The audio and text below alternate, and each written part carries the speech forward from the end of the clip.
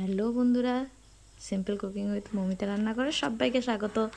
আজকে আবারও একটি নতুন রেসিপি নিয়ে চলে এসেছি, যার নাম হলো চিকেনের কোপ্তাকারি। তো কাঁচকলার কোপ্তাকারি তো অনেক খেলেন, এরপর চিকেনের এইভাবে একবার রেসিপিটা বানিয়ে দেখুন। বারবার প্রত্যেক দিন একই রকম রেসিপি না বানিয়ে একবার এরকমভাবে চিকেনটাকে বানিয়ে দেখুন, বাড়ির সবাই কিন্তু আঙ্গুল চেটে খাবে। ঠিক আছে, তো চিকেনের কোপ্তাকারি বানানোর জন্য প্রথমে আমি চিকেনের যে সলিড পিসটা ছিল সেই সলিড পিসটাকে আমি ভালোভাবে মিক্সার গ্রাইন্ডারে পেস্ট করে নিয়েছি। আপনাদের কাছে যদি মানে এই মাংস পেস্ট করার কিছু সরঞ্জাম থাকে তো সেটা দিয়েও পেস্ট করে নিতে পারেন। এরপর পেঁয়াজ কুচি দিয়ে দিলাম, পেঁয়াজটাকে কুচি করে নিয়েছি। কোপ্তার জন্য আমি একটা বড় সাইজের পেঁয়াজকে কুচি করে দিয়ে দিয়েছি। এরপর কাঁচা লঙ্কা কুচি দিয়ে দিলাম, একটু বেশি করে কাঁচা লঙ্কা কুচি দেবেন যাতে একটু ঝালটা বেশ ভালো হয়। আর আদা রসুনের পেস্টটা দিয়ে দিলাম। এরপর এর মধ্যে দিয়ে দেবো হলুদ, না এটা হচ্ছে ম্যাজিক মশলা, মানে পাস্তা মশলা। এটা পাস্তা মশলা ঠিক নয়, এটা হচ্ছে ম্যাজিক মশলা, ম্যাগির নয়, এটা অন্য কোম্পানির। এরপর হলুদ দিয়ে দিলাম। এই ম্যাজিক মশলাটা দেওয়ার কারণে কিন্তু এই বলগুলোর কিন্তু টেস্টটা খুব ভালো হয়। জিরে গুঁড়ো দিয়ে দিলাম, ধনে গুঁড়ো দিয়ে দিলাম, পরিমাণ মতো লবণ দিয়ে দিলাম। একবার বাড়িতে এরকমভাবে বানিয়ে কোপ্তাকারি খাবেন, দেখবেন মানে সবাই খুব প্রশংসা করবে। আর আমার রেসিপিগুলো যদি আপনাদের ভালো লেগে থাকে তো অবশ্যই কিন্তু লাইক কমেন্ট শেয়ার আর সাবস্ক্রাইব করতে একদম ভুলবেন না। আর আমি কিন্তু দেখছি আপনারা কিন্তু কমেন্ট করেন, কিন্তু লাইক করেন না। আর একটু পারলে শেয়ারও করে দেবেন, তাহলে কিন্তু আমি খুবই মানে আনন্দিত হব আপনারা যদি শেয়ার করে দেন আমার ভিডিওটা, আরও অনেক মানুষের কাছে পৌঁছাবে। আর একটু সামান্য পরিমাণ তেল দিয়ে দিয়েছিলাম। ঠিক আছে, এবার সব জিনিসটাকে আমি পুরো ভালোভাবে মেখে নেব।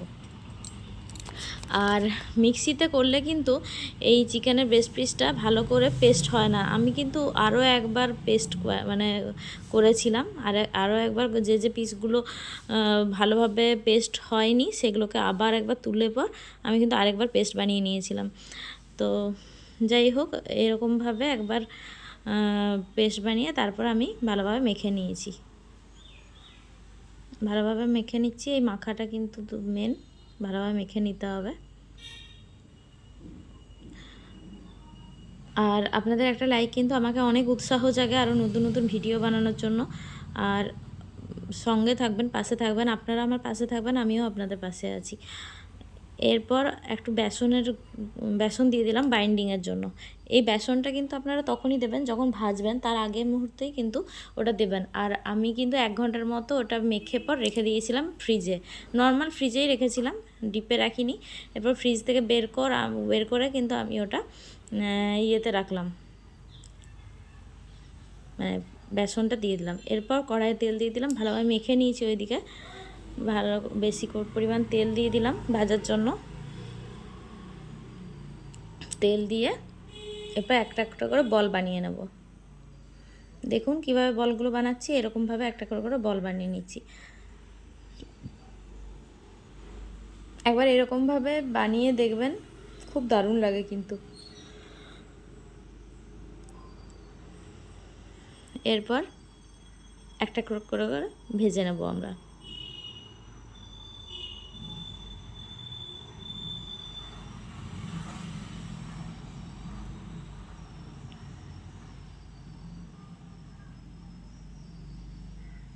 আর হালকা আঁচে ভাজবেন, তাহলে কিন্তু প্রত্যেকটা বল উপর থেকে লাল হয়ে যাবে আর ভেতর থেকে কিন্তু সেদ্ধ হবে না।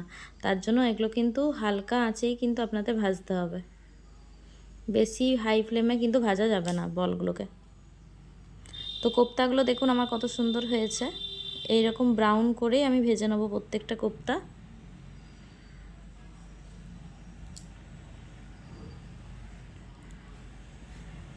আর পুরো ভিডিওটা অ্যাড সহ দেখে দেবেন, একদম অ্যাডগুলো স্কিপ করবেন না। আর আমার রেসিপিগুলি কেমন লাগছে, পরবর্তী আপনারা আর কি রেসিপি, কোন ধরনের রেসিপি আপনারা দেখতে চান আমাকে অবশ্যই জানাবেন। আমি কিন্তু চেষ্টা করব আপনাদের কাছে তুলে ধরার জন্য। একটা ব্যাচ আমার হয়ে গেল। এবার এই ব্যাচটাকে আমি তুলে রেখে দেবো। ধৈর্য ধরে কিন্তু আপনাদের কোপ্তাগুলো একটু ভেজে নিতে হবে, ঠিক আছে? কোপ্তাটার কিন্তু এই ভাজার পার্টটাই মেন পার্ট, আর পুরো রান্নাটা কিন্তু একদম ইজি। এই ভাজাটাই একটু টাইম লাগে আমাদের, ভাজতেই যা টাইম লাগে, বাকি পুরো রান্নাটা কিন্তু খুবই ইজি, খুব তাড়াতাড়ি ঝটপট হয়ে যায়।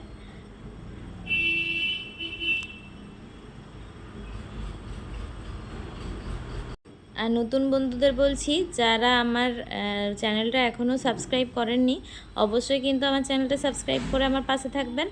আর বেল নোটিফিকেশান অন করে রেখে দেবেন, যাতে আমার প্রত্যেকটি ভিডিও নোটিফিকেশান আপনাদের সবার কাছে পৌঁছে যায়।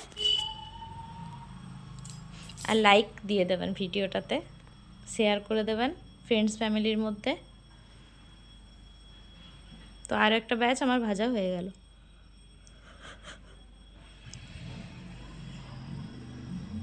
এরপর তেলটা আমি কমিয়ে নেব, এতটা তেলের আমার প্রয়োজন নেই, তেল আমি কমিয়ে নিয়েছি, দেখতেই পাচ্ছেন। এরপর এর মধ্যে আমি একটা গোটা পেঁয়াজ আমি বেটে নিয়েছি, সেটা দিয়ে দিলাম। এরপর এর মধ্যে দিয়ে দেবো আদা রসুন বাটা,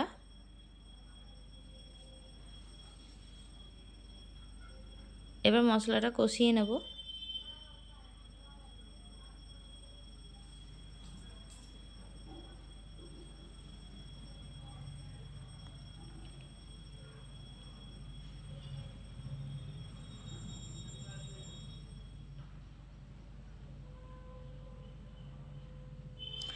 রান্না একটা খুব শখের জিনিস, আমার কিন্তু রান্না করতে খুবই ভালো লাগে। এরপর এর মধ্যে দিয়ে দেবো টমেটো পিউরি। আরেক ধরনের চিকেনের কোপ্তার রেসিপি আমি আপনাদের দেব, ওই রেসিপিটা আপনারা দেখবেন, ওটাও কিন্তু খুবই ভালো হবে। তো ওটাও কিন্তু আপনারা ট্রাই করতে পারেন। আর এই রান্নাটা আপনারা কে কে ট্রাই করবেন বা করেছেন অবশ্যই আমাকে কমেন্টে জানাবেন। আপনারা এই রান্নাটা আমার চ্যানেলে দেখার আগে কে কে বানিয়েছেন বাড়িতে আর খেয়েছেন, কেমন লেগেছে আপনাদের, সব কিছুই কিন্তু আমাকে কমেন্টে শেয়ার করবেন।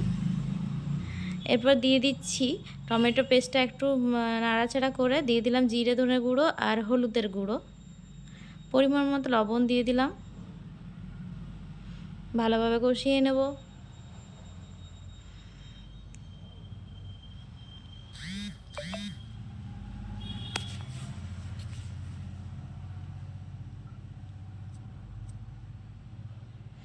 ভালোভাবে মশলাটা থেকে যখন তেল ছেড়ে আসবে, তার মধ্যে দিয়ে দেবো কাঁচা লঙ্কার কুচি, কয়েকটা কাঁচা লঙ্কা চিড়ে দিয়ে দিয়েছি, মানে ভেঙে দিয়ে দিয়েছি।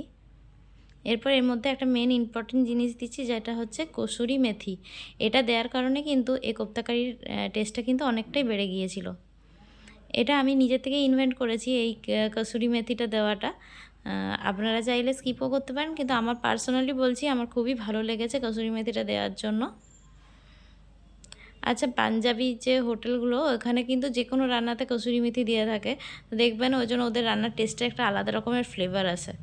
আর আপনারা চাইলে কিন্তু প্রথমে গোটা গরম মশলা দিতেই পারেন, আমি কিন্তু প্রথমে গোটা গরম মশলা দিইনি, আমি শেষেই একবারই গরম মশলা দিয়েছি গুঁড়ো। এরপর ভালো জল দিয়ে ভালোভাবে আমি মিশিয়ে নিচ্ছি মশলার মধ্যে, পরিমাণ মতো আপনারা জল দিয়ে দেবেন। এরপর এর মধ্যে দিয়ে দিলাম চিনি টেস্টের জন্য একটুখানি। ভালোভাবে ঝোলটা ফুটে উঠলে তার মধ্যে দিয়ে দেবো কোপ্তাগুলো আগে থেকে ভেজে রাখা। আর একটু আমি টমেটো পিউরিও ইউজ করেছি, টমেটো কেচাপ যেটা বলে, একটু এটা আমি টেস্টের জন্য একটু ইউজ করেছি। আপনারা চাইলে এটা স্কিপও করতে পারেন, কিন্তু এটা দিলে কিন্তু অনবদ্য লাগে খেতে।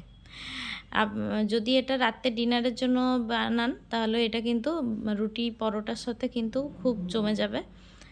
রুটি পরোটা, লাচ্ছা পরোটা, নান, যে কোনো মানে পরোটার রেসিপির সাথেই, মানে আটার রেসিপির সাথেই কিন্তু এটা জমে যাবে। আমি কিন্তু রুটিই বানিয়েছিলাম সেদিন রাত্রেবেলায়, আমার একটা ডিনার রেসিপি ছিল সেদিনের। তো এরপর আগে থেকে ভেজে রাখা কোপ্তাগুলো দিয়ে দিলাম।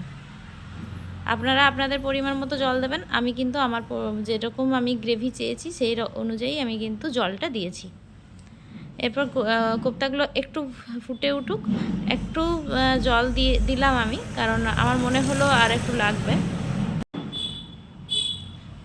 কারণ এই কোপ্তাগুলো যখন ফুটে উঠবে না, তখন জলটা পুরোটাই টেনে নেবে। তার জন্য একটু যাতে গ্রেভি থাকে, যাতে রুটির সাথে আমরা খেতে পারি, তার জন্য আমি আর একটু পরিমাণ জল দিয়ে দিয়েছি এর মধ্যে। এরপর ভালোভাবে নাড়িয়ে চাড়িয়ে ঢাকা দিয়ে 5-10 মিনিট ফুটিয়ে নিলেই রেডি হয়ে গেল আমাদের কোপ্তা কারি। কেমন লাগলো আজকের রেসিপিটা অবশ্যই আমাকে কমেন্টে জানাবেন। ভালো লাগলে অবশ্যই লাইক, কমেন্ট, শেয়ার, সাবস্ক্রাইব করতে একদম ভুলবেন না। আর পাশে থাকবেন, আমিও আপনাদের পাশে আছি। ধন্যবাদ। আর আজকের মতো রেসিপিটা এখানেই শেষ করলাম। কত সুন্দর টেম্পটিং লাগছে দেখুন। আর দেখা হচ্ছে নতুন অন্য কোনো আরও ভিডিওতে। আর আজকের মতো এখানেই টাটা। ভালো থাকবেন, সুস্থ থাকবেন, ভালো খাওয়াবেন সবাইকে, আর ভালো খান। শুভ নববর্ষ সবাইকে, নতুন বছরের অনেক অনেক শুভেচ্ছা। শুভ নববর্ষে সবাইকে ভালো ভালো খাবার করে খান, এটাই কামনা। এই যে রুটির সাথে সার্ভ করেছিলাম। Thank you, thanks for watching this video. Tata.